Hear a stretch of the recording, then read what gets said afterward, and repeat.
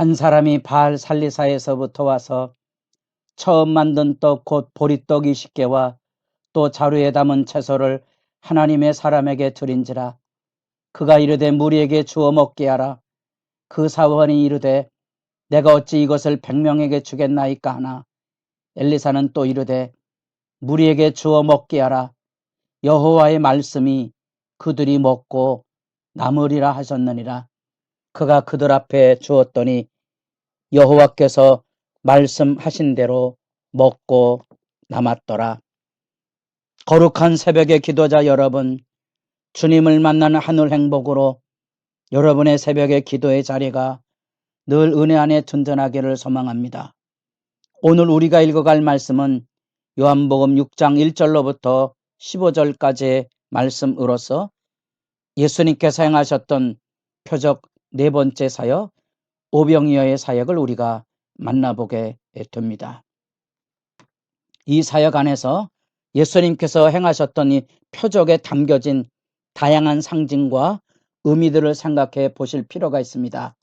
우리가 요한복음에서 예루살렘과 베데스다와 안식일 이런 종교적인 그러한 상황이 생명을 살리지 못하는 죽은 종교의 모습을 드러내주고 있는 배경이 되고 있다면 이 6장의 사건들은 일반적으로 이제 6월절이라는 배경, 광야에서 만나를 먹었던 그런 상황, 우리가 서두에 말씀 보았던 것처럼 열왕기하 4장에 나타난 엘리사의 보리떡 20개를 가지고 100명을 먹인 그런 사건들의 배경, 그리고 12바구니, 이런 12지파에 대한 이런 배경들 속에서 하나님의 구원 사역의 의미가 여기 밝혀지고 있는데, 다시 말하면 예수님께서 하나님의 아들 그리스도라는 거죠. 그 하나님이 보낸 구원의 구주로서 하나님께서 예수를 통하여 행하시는 일들 속에서 하나님의 구원 역사를 확인하고 그 안에서 영생을 누리며 살아가는 믿음을 요한복음이 지금 기록을 한 목적을 우리가 묵상하며 살펴야 될 것입니다. 그래서 예수님께서 이 제자들에게, 특별히 요한복음엔 독특하게 제자들과 대화하는 내용이 공간복음과 다른 시각에서 부각이 되어 있습니다. 특별히 어떻게 이 사람들을 먹일 수 있을까? 5절 말씀에 예수께서 눈을 들어 큰 무리가 자기에게로 오는 것을 보시고 빌립에게 이르시되 우리가 어디서 떡을 사서 이 사람들을 먹이겠느냐.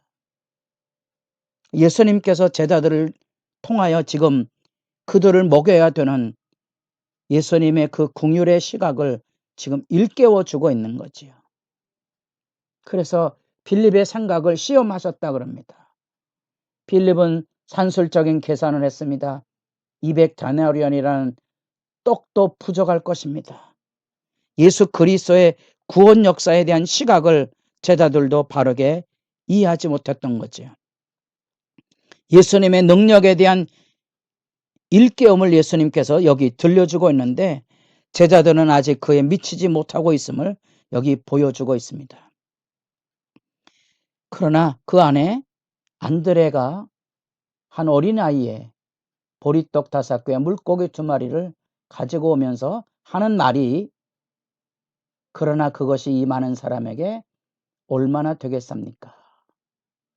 11절, 예수께서 떡을 가져 축사하신 후에 앉아있는 자들에게 나눠주시고, 제자들이 주었잖아요. 요한복음은 시각을 예수님께서 나눠줌의 출발이라는 사실을 강조해 주고 있는 거죠. 이 이적의 권세가 예수님께서 친히 행하셨다는 사실을 강조해 주고 부각시키시면서 그들을 풍족하게 먹게 하셨다는 거지요. 12절에 배부른 후에, 그리고 남은 조각이 12바구니라. 우리가 칠병이사마 사건은 이방인들 속에 행하였던 사건이고, 이 오병이어 사건은 유대인의 배경 안에 베세다 지역에서 행했던 것으로 구분을 하고 있지 않습니까? 그 하나님께서 주시는 유대인이나 이방이나 예외 없이 하늘의 풍족한 은혜를 누리게 하고 그들의 12바구니처럼 12라는 숫자에 담긴 의미, 7 광주리를 표상하고는 이방인의 숫자의 개념들이 이렇게 함께 대조되어서 예수님께서 하시는 이 세상에 무엇을 먹을까 무엇을 입을까 염려하지 않게 하시는 하나님의 나라의 풍요로운 구원 역사의 실제를 여기 강조해서 그 풍요로움의 삶의 응답을 보여주고 계시는 거죠. 우리가 왜 일용할 양식을 구하며 삽니까? 이런 하나님의 구원 역사의 풍요로움 때문이죠. 하나님이 채워주는 역사의 풍요로움이 천국 역사고 이 천국 역사의 영생을 누리는 사람만이 내 것이 아니고 나눌 수 있는 삶이 되고 풍족한 삶으로 나아가게 하는 거지요. 그게 하나님의 나라의 실제 사역인 겁니다.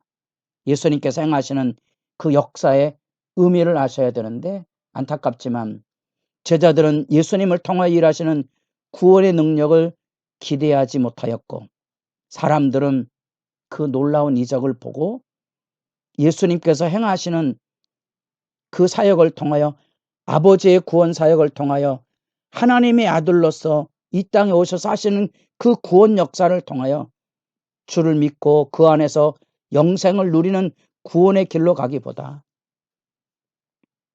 마치 수가성 여인이 생수의 말씀을 하셨을 때 내게도 생수를 주어서 물 길로 오는 사람들 속에 소외되고 버림받은 그 고단한 삶의 치유를 기다리는 것처럼 이 사람들은 영생을 알지 못하고 메시아를 믿지 않았기 때문에 예수를 왕 삼으려고 했던 거지요.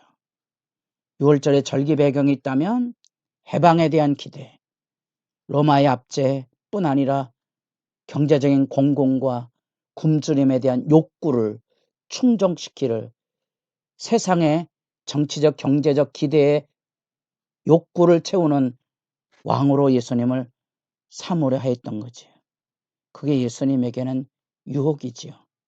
왜냐하면 이 왕은 메시아가 아니고 자기들이 기다리고 있는 거짓 왕이지요. 세상의 욕구를 채워주는 사탄이 이런 세상의 욕구를 가지고 지금 우리도 유혹함으로 우리도 예수 그리스도를 통한 하나님의 사랑과 영생을 경험하고 예수를 따라 살아가는 십자가의 길을 당당히 걸어가는 그 믿음의 길보다 우리도 더 많은 것을 가지고 더 많은 것을 누리려고 하는 유혹에 빠져 신앙생활에 번민하고 갈등하고 있지 않습니까?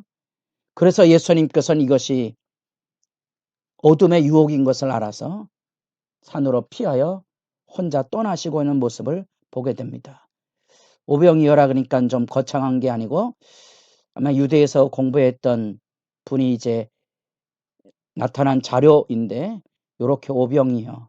그래서 요한복음은 특별히 옵사리온이라는 말을 썼는데 이것은 이제 염장 처리한 고기를 잡았을 때 상업 가치가 없는 내다 팔 수 없는 것들을 이렇게 따로 구별할 때 버려진 것을 가지고 염장 처리했던 이런 양태의 오병이어가 조금 더 생생하게 본문을 이해하는 데 도움이 될 것입니다. 예수님의 구원 사역의 그 증거와 증언을 통하여 우리가 만나는 우리가 보아야 될 것은 예수가 하나님의 아들 그리스도이심을 믿는 거지요. 그래야 우리가 하나님의 사랑을 알게 되고 그 하나님의 사랑을 통하여 영생이 있어야 이 땅의 것에 매달려 살아가는 삶에서 우리도 해방 자유함을 잊고 우리가 살아가는 현실 앞에 끊임없이 다가오는 크고 작은 시련과 아픔과 질병과 심지어 죽음도 우리도 기쁘게 짊어지고 가는 믿음의 당당함을 누릴 수 있다는 겁니다. 여러분 성경에서 뭘 바라보고 있습니까? 예수를 만나고 계십니까?